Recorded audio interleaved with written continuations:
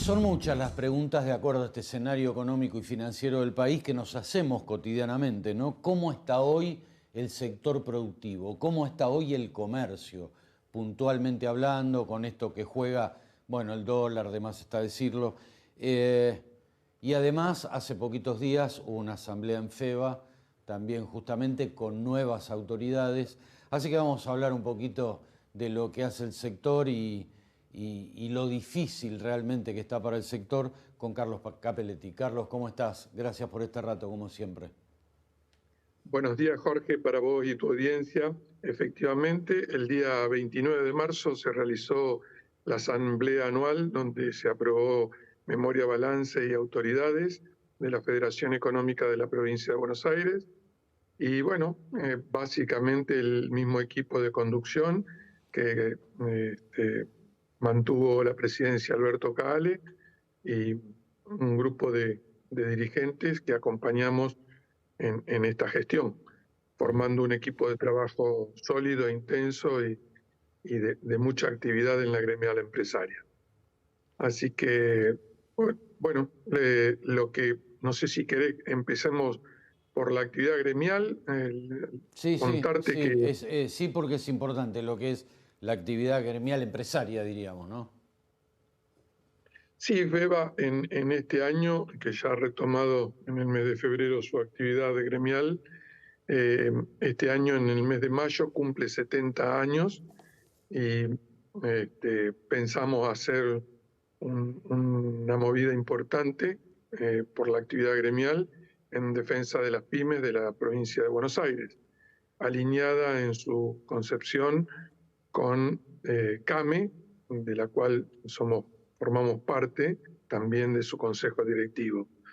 Así que en la gremial todos los sectores activos, tanto industria como comercio, como economías regionales, mujeres, jóvenes, todos los sectores con mucha actividad gremial, y nosotros, o a lo que a mí me respecta, presidiendo el sector comercio de la Federación Económica, con una actividad con los centros comerciales a cielo abierto. Se firmaron 6 convenios nuevos en los últimos meses, 46 convenios en toda la provincia de Buenos Aires en total, de un programa que CAME tiene a nivel país con cerca de 200 ejemplos.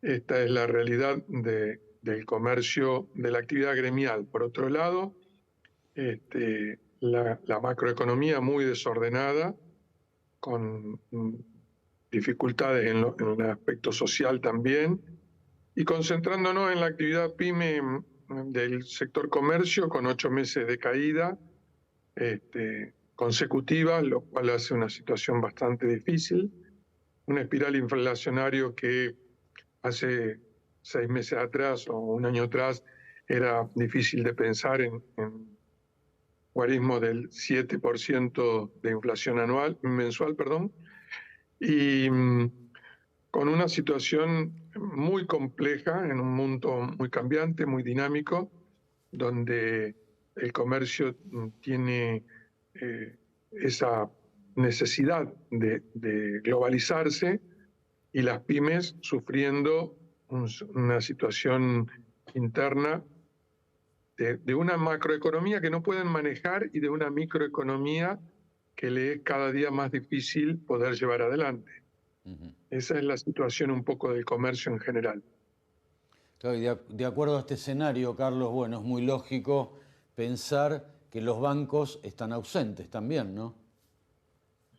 Sí, bueno, partiendo de una tasa pasiva para los bancos del orden del 70%, es muy difícil cualquier tipo de proyecto, y si se hubiese algún proyecto, es muy difícil concretar operaciones crediticias. Aún los bancos te informan una cantidad importante de líneas porque la tasa hace inviable los proyectos. La verdad es que con tasas arriba del 100% hacen inviable cada uno de los proyectos que se están analizando. Si a eso le agregamos una presión impositiva desmesurada, con una expectativa. En FEBA tenemos desde hace un año un modelo nuevo de informes mensuales donde medimos no solamente la actividad económica, sino también la actividad del mes, pero también las perspectivas para los próximos 3 meses. Y vos vas viendo que mes a mes las perspectivas son más desalentadoras en cuanto a la actividad. Tenemos un consumo que va cayendo, propio de una actividad inflacionaria muy fuerte, sustentado en gran medida por cuenta DNI del Banco Provincia, que para la mayoría de los rubros del sector sigue siendo, junto al Plan Ahora 12, los dos promociones de tarjetas más activas, con más cantidad de operaciones mensuales, y que de alguna manera, si bien los costos de Ahora 12 también aumentaron, están muy por debajo de lo que son los costos de cualquier otra promoción de tarjeta de crédito. Así que siguen siendo cuenta DNI Ahora 12 la columna vertebral, decíamos, de la actividad económica para el comercio minorista de proximidad. Y a esto le agregamos dificultades en el orden fiscal, con una ley de alivio fiscal que creo que es la 27543 de AFIP, que hace un año se tomó para cancelar las deudas fiscales que se generaron durante el periodo de pandemia, y después de 12 cuotas fijas, que eran los primeros 12 meses, la cuota 13 aparece ligada a la tasa Badlar que ha aumentado significativamente de la mano de la tasa de referencia que pone el Banco Central. Entonces la cuota 13 de estos planes de moratoria tienen aumentos entre el 200 y el 250% de recargo, lo cual hace lo que en su génesis tenía la ley de alivio fiscal, justamente eso, sacar la mochila de las deudas con AFIP, complica notoriamente poder seguir cumpliendo con este plan de pago, que tiene un aumento desmesurado con respecto a la actividad. Así que sigue siendo el gremio más importante, la paritaria más grande del país, la de empleados de comercio, con 1,3 millones de empleados del sector. Pensar en paritarias del orden del 100% parecía imposible, pero bueno, esta es la realidad que nos va llevando a esta economía, que también en el interior de la provincia de Buenos Aires agrava la situación, la sequía del sector agroindustrial, del campo, y realmente se vio primero con la cosecha del trigo, luego con el maíz y la soja, una merma muy importante, una merma del orden del 50%, aquellos lotes que pudieron cosechar. Hay muchísimos que no se alcanzó a cosechar, así que todo esto va haciendo que la situación sea muy compleja. Seguimos trabajando con un proyecto de ley en la Cámara de Diputados de la provincia de Buenos Aires para sacar la ley provincial de los centros comerciales a cielo abierto, para apoyar este tipo de iniciativa, que también el Banco Provincia ha dado su colaboración para llevar adelante este tipo de emprendimiento. Pero la situación hoy del comercio es compleja y con un escenario a futuro no muy alentador. Ahora, vos sabés... Siempre... Sí, perdón. No, te iba a decir, Carlos, que acá es día a día la cosa, ¿no? O sea, hasta hace unos días la macro y la micro iban por caminos diferentes, ¿no? O sea, la macro no funcionaba y más o menos la micro a la micro se le iba llevando. Pero hoy están, diríamos, en un mismo nivel, o sea, la macro y la micro no funcionan ninguna de las dos de acuerdo a esto que estamos viviendo, ¿no? Claro, exactamente. La macroeconomía llevó a que la microeconomía no la pueda manejar el comerciante. Claro. Hoy son muy poquitas las variables que tiene para poder seguir trabajando y llevando adelante. La mayoría de las cuestiones depende del orden provincial y fundamentalmente el nacional. Y entonces esto, con tasas de desempleo, con crecimiento exponencial de la inflación, con un consumo que sigue cayendo, con una actividad económica que solamente en algunos sectores de la industria se mantienen, pero que en términos generales el promedio este, de la actividad sigue cayendo, con lo cual la verdad es que el escenario a futuro no es bueno, con un escenario, con un año políticamente complejo por elecciones y porque una vez que asuman las nuevas autoridades, sea del partido que fuese, hay que empezar a tomar las medidas para que recién en los primeros meses del año que viene tengan algún efecto real sobre la economía diaria. Y entonces pensar en que de este marzo al marzo del año que viene falta todo un año, es complejo. Es complejo seguir pensando en esta situación. Seguro, seguro. Y más, como decías hace un momento, un año electivo, digo, está todo focalizado en la política de la política, no en la política económica.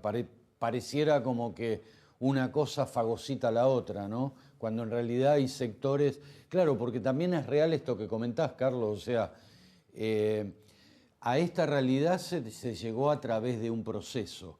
Y para salir de esta realidad es otro proceso, las cosas no se dan por capricho. Entonces también se necesita este tiempo como de maduración o de asimilación para una nueva política o por lo pronto para unas nuevas medidas. Y todo esto es tiempo, ¿no? Y muchas veces el tiempo eh, aprieta a distintos sectores. Este es el tema preocupante, ¿no? Claro, vemos con mucha naturalidad al sector del gobierno actual decir que, por ejemplo, los formadores de precios, y la verdad es que la pyme o el comercio de proximidad no es formador de precio para nada.